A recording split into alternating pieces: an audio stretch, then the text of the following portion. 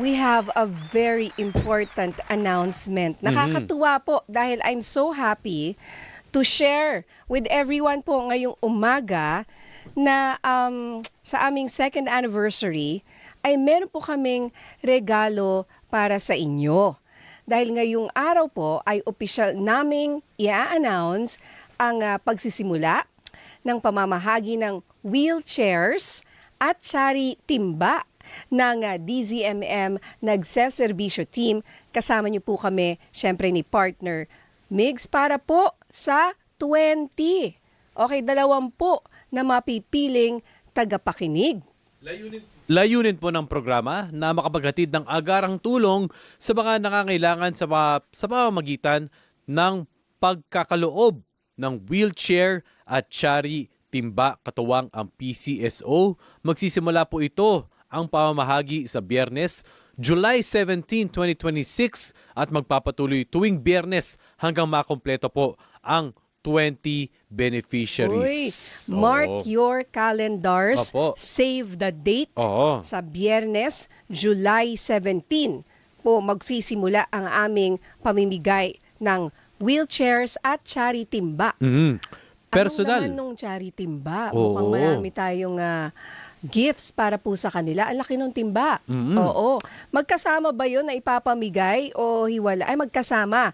So may wheelchair and then meron ka ring sari timba. Pero meron po tayong syempre requirements. Unang-una po, personal po na pupuntahan ng DZM Nagseserbisyo Team ang tahanan ng bawat mapipiling benepisyaryo upang maihatid ang kanilang matatanggap na tulong. Oo. Upang makasali, magpadala po ng email. Sa nagseserbisyo.dzmm630@gmail.com. Muli, nagseserbisyo.dzmm630@gmail.com. Para po yan sa mga nakikinig sa radyo, sa mga nanonood naman po sa TV, sa teleradyo, yan po, naka-flash po ang ating email sa inyong mga screens. Ilagay po ang inyong buong pangalan, edad, kompletong address, contact number at ilakip ang mga kinakailangang larawan o iba pang patunay. Importante po na meron po tayo mga pruweba at mga pictures. Kung ba't kailangan mo ng wheelchair. Yan. Kasi ang aming question po sa inyo, para mapili po yung inyong sagot, ito lang po.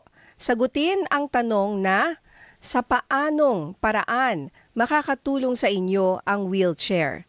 Sa paanong paraan makakatulong sa inyo ang wheelchair. Yan lang po yung sasagutin ninyong tanong. Opo, pwede po kayo magkwento dyan. Kwento niyo po ang inyong kwentong pamilya, kung sarili man o sa kapamilya po ang ating kwento.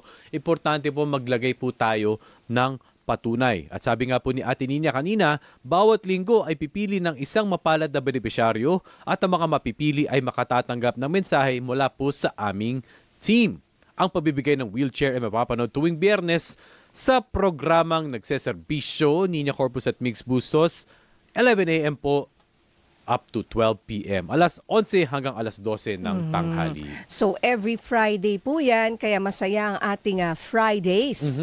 Simula next week dahil nga po sa aming regalo sa mga nangangailangan po ng wheelchairs. Malaking bagay yun na partner Migs, para sa isang taong talaga namang hanggang ngayon, kunyari, kailangan niya ng wheelchair. Yes. And wala silang pambili o walang Correct. kakayahang maka-acquire ng wheelchair.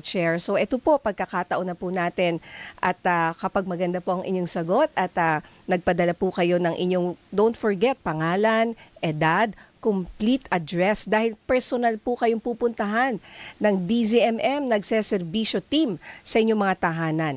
At syempre po, contact number at kung may pictures po kayo ay pwede rin nyo pong ipadala sa amin sa email sa nagseserbisyo.dzmm630@gmail.com.